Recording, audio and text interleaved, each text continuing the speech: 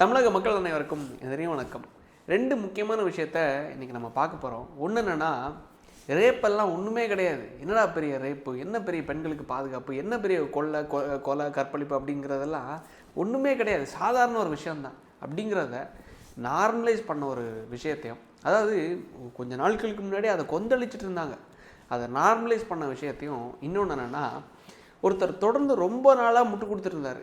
தேர்தல் நெருங்குதில்லை இன்னும் எனக்கு தெரிஞ்சு கரெக்டாக ஒரு 4லேருந்து 5-6 நாட்களில் தேர்தல் எலெக்ஷன் வந்துடுது. 23ஆம் தேதி இந்த தேர்தல் நெருங்குது. பார்த்தீங்களா, இந்த நெருங்குற டைமில் கரெக்டாக ஆதரிக்கிற விஷயத்தை எடுக்க ஆரம்பிச்சிட்டாங்க. யாருன்னா வேறு யாரும் கிடையாது, நம்மளோட அருமை அண்ணன் சாட்டை துரைமுருகன் அவர்கள் இருக்கார்ல. லைக் என்னென்னா, சில விஷயங்களை நம்ம எக்ஸ்போஸ் பண்ணுறதும், இப்போ நான் 2 விஷயத்த முக்கியமாக ஒரு வீடியோவில் பண்ணணுங்கிறத நினச்சி வச்சுருக்கேன். ஒன்று, யாரெல்லாம் திமுகவுக்கு முட்டு கொடுக்குறாங்க அப்படிங்கிற ஒரு விஷயத்தை எக்ஸ்போஸ் பண்ணுறதுக்கும், இன்னொரு விஷயம் எப்படி திமுக மொள்ள மாதிரி தனங்களை செய்கிறாங்க, எப்படி திமுக தொடர்ந்து அவங்களோட ஆட்சியில் என்னென்ன அவலங்கள் நடந்திருக்கு அப்படிங்கிறத மக்கள்கிட்ட கொண்டு போய் சேர்க்கணும். சேர்த்து அந்த திமுகவுக்கு போய் ஓட்டு போடுறோன்னு சில கைகள் இருக்கும்ல, அந்த கையை திருப்பி நாங்கள் திமுகவுக்கு நாங்கள் தான் மாற்றுன்னு சொல்லிட்டு சில தம்பிமார்கள் இருக்காங்க, அந்த தம்பிக்கும் போட்டுறாதுங்க. ஏன்னா அவனும் இந்த மாதிரி தான் ப்ராஜெக்டில் வேலை பார்த்துட்ருக்கான், திமுக ஜெயிக்கிறதுக்கு தான் வேலை பார்த்துட்ருக்கான் அப்படிங்கிற ஒரே நோக்கத்தில் இன்றைக்கி நம்ம தொடர்ந்து வீடியோஸ் பண்ணிகிட்ருக்கோம். ஸோ அந்த ஒரு நோக்கத்தில் இந்த 2 பேரை பற்றி தான் இன்றைக்கி முக்கியமான வீடியோ. இந்த 2 பேரை பற்றி தான் இன்றைக்கி பேசவும் போகிறோம். அதாவது என்னென்னா, பெண்களுக்கான கற்பழிப்பு, பெண்களுக்கான பாதுகாப்பெல்லாம் ஒன்றுமே கிடையாது. நேற்றுக்கு யாருன்னா, நம்ம அருமை லைக் வந்து இவர் தான் உண்மையிலே கருப்பு எம்ஜிஆர் அப்படிங்கிற சொல்லுவாங்க இல்லை. லைக் யாருன்னா, விஜயகாந்த் அவர்கள். விஜயகாந்த் அவருடைய மனைவி. இந்த மனைவி மட்டும் இல்லைன்னு வைங்களேன், இந்த மனுஷன் இந்த விஜயகாந்த் அவர்கள் எனக்கு தெரிஞ்சு இன்னும் அந்த மன நிம்மதியோடு பீஸ்ஃபுல்லாக இருந்திருப்பார். இருக்கிற காரணத்தினால கொஞ்சம் நல்ல உடல்நலத்தோடு உயிரோடு இருந்திருந்தார்னு வைங்களேன், இந்நேரம் அவர் சிஎம். இந்த அம்மானால தான் இந்த மனுஷன் ஒட்டுமொத்தமாக அழிஞ்சே போனார். இந்த அம்மா இன்னைக்கு என்ன பேசி வச்சுருக்காங்க தெரியுமா? அதாவது ஒரு 2 நாட்களுக்கு முன்னாடி, கரெக்டாக எனக்கு தெரிஞ்ச 2 நாட்களில் ஒரு மாதத்துக்கு முன்னாடி இதே பிரேமலதா அவர்கள் என்ன பேசினாங்கன்னா, இந்த திமுக ஆட்சியில் எங்கே பார்த்தாலும் ரவுடிசம், எங்கே பார்த்தாலும் பெண்களுக்கு பாதுகாப்பே கிடையாது, எங்கே பார்த்தாலும் பெண்களுக்கு கற்பழிப்பு, எங்கே பார்த்தாலும் சின்ன குழந்தைகளை கற்பழிக்கிறாங்க, பெண்களுக்கு வந்து வீடேறி வெட்டுறாங்க, வீடேறி கற்பழிக்கிறாங்க அப்படிங்கிறத தொடர்ந்து எல்லா பிரச்சாரங்கள்லேயும் தொடர்ந்து எல்லா மீட்டிங்லேயும் பேசிட்டு வந்தவங்க யாருன்னா, இதே பிரேமலதா விஜயகாந்த் அவர்கள். மதிப்பிற்குரிய பிரேமலதா விஜயகாந்த் அவர்கள். ஏன்னா இவங்களை வந்து ஒரு வாட்டி நான் என்ன சொல்லிட்டேன், இந்த பாவம் வந்து உங்களை சும்மாவே விடாது, விஜயகாந்த் அவர்கள் மட்டும் உயிரோடு இருந்திருந்தா உங்களை செருப்பை கிளட்டி அடிச்சிருப்பார் அப்படிங்கிறத ஒரு விஷயத்த ஒரு வீடியோவில் நான் அழுத்தம் திருத்தமாக சொல்லியிருந்தேன். அந்த விஷயத்துக்காக நம்மளோட விஜயகாந்த் அவர்களுடைய நலம் விரும்பிகள் லைக் ரசிகர்கள் என்ன பண்ணியிருக்காங்க, எனக்கு என்னோட ஆஃபீஸ் நம்பருக்கு கால் பண்ணி கண் கலங்கிட்டாங்க. எப்படி நீங்கள் என்னோடய அண்ணியை எப்படி சொல்லலாம் அப்படின்னு சொல்லிட்டு. உண்மையான அண்ணியை கூட அவன் அப்படி பார்த்துருப்பானான்னு கிடையாது. ஆனால் இந்த அண்ணியை ஒட்டுமொத்த தமிழ்நாட்டு மக்களுக்கே துரோகம் பண்ணிவிட்டு ஒரு டிஃபெண்டர் காருக்கும் வெறும் ஒரு 4-5 சீட்டுக்கும் இங்கே போய் இந்த அண்ணன் தான் காப்பாற்ற போகிறாரு, இந்த அண்ணன் தான் தமிழ்நாட்டு பெண்களையே காப்பாற்ற போகிறாருன்னு சொல்லிட்டு ஸ்டாலின் அவர்களை போய் பிடிச்சிட்ருக்காங்க. அது எப்படின்னு தான் எனக்கு தெரில. பிடிச்சிட்டு இவங்க யார் ஆதரிக்காங்க தெரியுமா? நம்ம சில நாட்களுக்கு முன்னாடி திருப்பரங்குன்றத்தில் ஒரு கேண்டிடேட்டை பற்றி நம்ம பேசணும், ஒரு எம்எல்ஏ கேண்டிடேட்டை பற்றி. ஞாபகம் இருக்கா? கிருத்திகா தங்கபாண்டியன் சொல்லிட்டு. இந்த கிருத்திகா தங்கபாண்டியன் யாருன்னா, 2006 ஒரு 14 வயசான பொம்பளை பிள்ளைய கற்பழித்து 10 ஆண்டுகள் திருமங்கலம் நீதிமன்றத்தால் லைக் வந்து சிறைக்கு தள்ளப்பட்ட ஒரு நபரோட மனைவி தான் இந்த கிருத்திகா தங்கபாண்டியன். இந்த கிருத்திகா தங்கபாண்டியன் அவர்களுக்கு தான் திமுக எம்எல்ஏவாக கண்டெஸ்ட் பண்ணுறதுக்கு வாய்ப்பு கொடுத்துருக்காங்க திருப்பரங்குன்றம் தொகுதியில். ஸோ தயவு செஞ்சு திருப்பரங்குன்றம் தொகுதி மக்கள், மதுரையில் இருக்கக்கூடிய திருப்பரங்குன்றம் தொகுதியில் வசிக்கக்கூடிய ஒவ்வொரு மக்களும் உங்கள் வீட்டில் இருக்கிற பெண்களை ஞாபகப்படுத்தி மனதில் வச்சுட்டு தயவு செஞ்சு இந்த கேண்டிடேட்டுக்கு நீங்கள் வாய்ப்பு கொடுக்காதீங்க. கொடுத்தீங்கன்னா இவங்க வந்து பெண்மணியாக இருக்கிறதுனால நீங்கள் அவங்களோட ஃபேஸை பார்த்து இவங்க பாவம் நல்லவங்க வல்லவங்கன்னு சொல்லிட்டு நீங்கள் நினச்சிடாதீங்க. காரணம் என்னென்னா, இதே மாதிரி தான் பெண்களை நிப்பாட்டிட்டு வீட்டில் இருக்கக்கூடிய ஆண்கள் எந்த அளவுக்கு சமுதாயத்தில் அட்டூழியங்களில் ஈடுபடுறாங்க அப்படிங்கிற ஒரு விஷயத்த தொடர்ந்து நம்ம பாயிண்ட் அவுட் பண்ணிகிட்டு தொடர்ந்து பேசிகிட்டே இருந்தோம். அப்பேற்பட்ட ஒரு பாலியல் வழக்கில் குற்றவாளியாக இருந்த லைக் அதுக்கு அடுத்ததாக குற்றம் செஞ்சதுக்கப்புறமா தண்டனைகளை அனுபவித்ததுக்கப்புறமா வெளியே வந்து 2 கொலை மிரட்டல் வழக்குகள், இது தாண்டி கிரிப்டோ கரன்சி மூலமாக பல கோடி ரூபாய்க்கு மோசடி, 14 வயசு பொம்பளை பிள்ளையை கெடுத்தது, இதை தாண்டி வந்து 2 கொலை மிரட்டல், உன்னை கொன்று அப்படின்னு சொல்லி கொலை மிரட்டல் வழக்கு, அதை தாண்டி கிரிப்டோ கரன்சி மூலமாக பல கோடி ரூபாய் லைக் வந்து மோசடி வழக்கு, இது எல்லா வழக்குகளையும் இப்பேற்பட்ட சீர்கேடு கொண்ட ஒரு நபருடைய மனைவிக்கு, இப்பேற்பட்ட ஒரு குடும்பத்துக்கு தான் திருப்பரங்குன்றம் தொகுதி மக்கள் உங்களோட கோயில்லையே உங்களுக்கு வந்து தீபம் ஏற்றுறதையோ எது தீபத்தூணோ எது எல்லக்கல்லுன்னு சொல்லிட்டு ஒட்டுமொத்தமாக கொச்சைப்படுத்தினவங்க தான் இந்த திராவிட முன்னேற்ற கழகம். கோயில்களையே இடித்த லைக் வந்து பெருமை அதை பெருமையாக பேசினவங்க தான் இந்த திராவிட முன்னேற்ற கழகத்தை சார்ந்த இந்த கட்சிக்காரங்க. இப்பேற்பட்ட சரி அது கோயிலை விட்டுருங்க, சரி கோயிலாவது நீங்கள் வழிபாட்டு தலம் ஏதோ ஒரு நல்ல நாளுக்கு நீங்கள் கோயிலுக்கு போகிறீங்க, இல்லை உங்களுக்கு வந்து ஏதோ ஒரு கஷ்ட நேரத்தில் கோயிலுக்கு போகிறீங்க, ஏதோ ஒரு உங்களுக்கு அது உங்களோட விருப்பம்.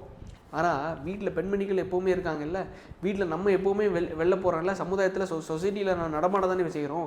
இப்பேற்பட்ட நபரை நீங்கள் வாக்களித்து தேர்ந்தெடுத்தீங்கன்னா நம்ம வீட்டில் இருக்கிற பெண்களோட நிலைமையை யோசிச்சு பாருங்கள், குழந்தைகளோட நிலைமையை யோசிச்சு பாருங்கள், நாளைக்கு நாடு நல்லா இருக்குமா இருக்காதாங்கிறத யோசித்து முடிவு பண்ணிக்கோங்க நம்ம சொல்லி மக்கள்கிட்ட பிரச்சாரம் பண்ணோம்ல. இப்போ என்ன நடந்திருக்கு தெரியுமா? அதே பெண்மணிக்கு தான் பிரேமலதா விஜயகாந்த் அவர்கள் வாக்கு கேட்டு ஒவ்வொரு வீதியாக திரிகிறாங்க. அப்போ இதுக்கு பின்னாடி டிஃபெண்டர் கார் மட்டும் நம்ம அண்ணன் ஸ்டாலின் அவர்களால் போதுங்கிறதெல்லாம் கிடையாது. கற்பழித்த லைக் வந்து குற்றவாளியான மனைவிக்கு நான் வாக்களித்தாலும் நான் வந்து அவங்களுக்கு சாதகமாக நான் பிரச்சாரம் பண்ணாலும் எனக்கு பிரச்சனை இல்லை. எனக்கு பணம் மட்டும்தான் முக்கியம். பணம் என்னோடய 2 பசங்களே நான் செட்டில் பண்ணியே ஆகணும். எப்படியாவது பணத்தை வாங்கி என்னோடய மச்சானுக்கு ஒரு எம்பி சீட்டு, பசங்களை பணம் ரீதியாக செட்டில் பண்ணிடணும், நம்ம ஒரு 10 எம்எல்ஏ லைக் வந்து ஆகிடணும் அப்படிங்கிற ஒரே நோக்கத்தில் தான் இந்த அளவுக்கு இறங்கி அடிக்கிறாங்க. யாருன்னா நம்ம மரியாதைக்குரிய அந்நியார். சரி, இதை தாண்டி அடுத்த டாபிக்குள்ளே வருவோமே. அதாவது இந்த தொடர்ந்து திமுகவுக்கு முட்டு கொடுத்துட்டோம், இந்த டிவிக்கு அணில்களுக்கு நாங்கள் தான் மாட்டு, ஆமைகள் தான் மாட்டுன்னு சொல்லிட்டு தம்பிகள் பயங்கரமாக கொந்தளிச்சிட்டு இருக்காங்கல்ல. அதில் ஒரு விஷயத்துக்கு வரேன்.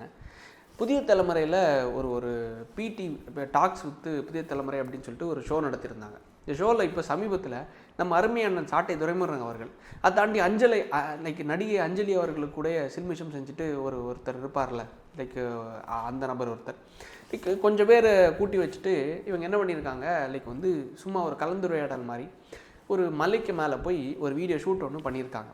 அங்கே வந்து நம்ம அண்ணன் சாட்டை துரைமுருகன் அவர்கள் நீண்ட ஸ்பீச் ஒன்று கொடுக்குறாரு. அந்த நீண்ட ஸ்பீச் முழுவதுமாக டிவிக்கே விஜய் எல்லாமே பூரா கண்டென்ட் அதுதான். அதை தாண்டி அவர் மனதாலேயே அவர் வந்து பாதிக்கப்பட்டது மாதிரி ஆகிட்டார்.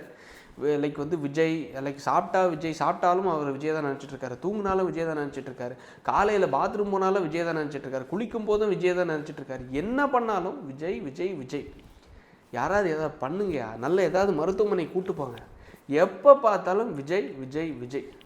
கடைசியில் அவரோட அடுத்த இரவில் கூட விஜய் தான் நினச்சிட்டு இது பண்ணுவார்னு நினைக்கிறேன். அந்த ஒட்டுமொத்த அந்த ஸ்பீச்சிலையும் விஜய் தான் பேசி வச்சுருக்காரு. கடைசியில் அழகாக எதில் போய் கோர்த்து விட்ருக்காரு தெரியுமா, அழகாக எப்படி முடிச்சு விட்ருக்காரு தெரியுமா, நானே எதிர்பார்க்கல. இதுக்கு முன்னாடி கரூர் விஷயத்தில் இதே தான் பண்ணார், இப்போ அதே தான் பண்ணுறாரு. எலெக்ஷன் நெருங்குது இல்லை, ப்ராஜெக்டை நிறைவு செய்கிறது எப்படி பண்ணணுங்கிறத இப்போவே தொடங்கிட்டாங்க. என்ன பேசி வச்சுருக்காரு தெரியுமா, 72 வயசாகுது. யாருக்கு? ஐயா ஸ்டாலின் அவர்களுக்கு. விஜய்க்கு பரப்புரை பண்ணுறதுக்கு தொடர்ந்து இத்தனை மீட்டிங்ஸ் கொடுத்துருக்கு, எல்லாம் ரத்து. உனக்கு மீட்டிங்கு பெர்மிஷன் கொடுத்தாலும் நீ வரமாட்டேங்கிற. அண்ணன் சீமான் அவர்கள் காலைல 4 மீட்டிங், புதிய தலைமுறை லைக் ஆங்கர் ஒரு மைக்கு நீட்டுன்னு அவருக்கு ஒரு மணி நேரம் பேசுகிறாரு. அதை தாண்டி வந்து இரவு ஒரு 4 மீட்டிங், கிட்டத்தட்ட 8 நாளில் 120 தொகுதிகளை நாங்கள் கவர் பண்ணிட்டோம், லைக் பிரச்சாரம் பண்ணிட்டோம். அவருக்கு தொண்டையே லைக் வந்து வத்தி போயிடுச்சு, தொண்டை குரலே மாறி போயிடுச்சுன்னு சொல்லிட்டு பயங்கரமாக பேசினார். ஏன்னா இவ்வளோ பேசி வச்சுருக்காரு அப்படின்னு சொல்லி சூப்பராக பேசியிருக்காரு. அண்ணன் சீமான் அவர்கள் இவ்வளோ கஷ்டப்பட்டு பிரச்சாரம் பண்ணியிருக்காரு, இத்தனை தொகுதிகளை கவர் பண்ணியிருக்காரு, எவ்வளோ பெரிய விஷயம் இல்லை அப்படின்னு பார்த்தா கடைசி யாருக்கு ப்ரொமோஷன் தெரியுமா? இவ்வளோ செஞ்ச எங்கள் அண்ணன் சீமான் அவர்கள் இவனுக்கு இப்போ இடம் கொடுத்தோம், பிரச்சாரம் பண்ணுறதுக்கு வாய்ப்பு கொடுத்தோம், இந்த விஜய் வெளில வரமாட்டேங்கிறான், பனையூரில் தான் போய் இருக்கான் அப்படின்னு சொல்லிட்டு விஜய் ஒரு 4 வாரத்தை திட்டிக்கிட்டு கடைசி எப்படி கொண்டு போய் சேர்க்குறாரு தெரியுமா?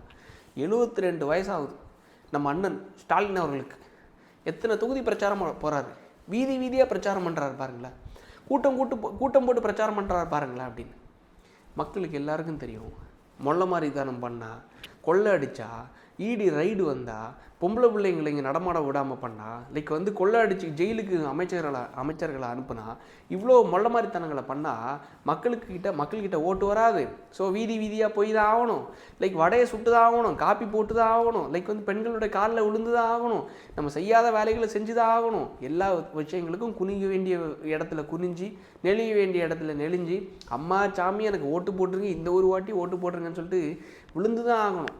ஸோ இவர் ஒன்றும் லைக் வந்து நல்ல ஆட்சியை கொடுத்து மக்கள் திருப்பி நம்ம அவங்க வீதிக்கு போகாமலேயே இவங்களை நம்மளுக்கு மறுபடியும் வாக்களிச்சிருவாங்கங்கிறத எந்த பாலும் தேனும் ஓடக்கூடிய எந்த ஆட்சியும் கொடுக்கலங்கிறது எல்லாருக்கும் தெரியும். திரு சாட்டை துரைமுருகன் அவர்களுக்கும் தெரியும். இவ்வளோ விஷயம் தெரிஞ்சும் 72 வயசாகுது நம்ம அண்ணன் ஸ்டாலின் அவர்களுக்கு. எவ்வளோ இடம் பிரச்சாரம் பண்ணுறாரு பாருங்களேன். நம்ம யூடியூப்பை திறந்தாலே அங்கே வந்து ஸ்டாலின் தொடரட்டும், தமிழ்நாடு வெல்லட்டும்னு சொல்லிட்டு அங்கே இது கேம்பெயின் ஓடிட்டுருக்கு. இந்த கேம்பெயினுக்கெல்லாம் எவ்வளோ செலவு பண்ணுறாங்க தெரியுமா? நான் கேள்விப்பட்டு அப்போவே 1 மாதத்துக்கு முன்னாடியே 100 கோடியை தாண்டிருச்சு.